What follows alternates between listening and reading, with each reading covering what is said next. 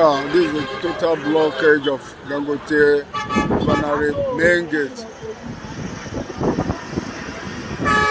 When it is due to follow the MOU you have signed before the ministers and other stakeholders in Abuja, now come home for another team, performing another team entirely. So we continue doing anti-union. So there we are now.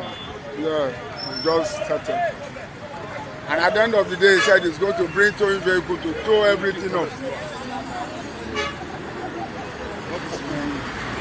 He said he wants to come and tow off all the tankers with Janway.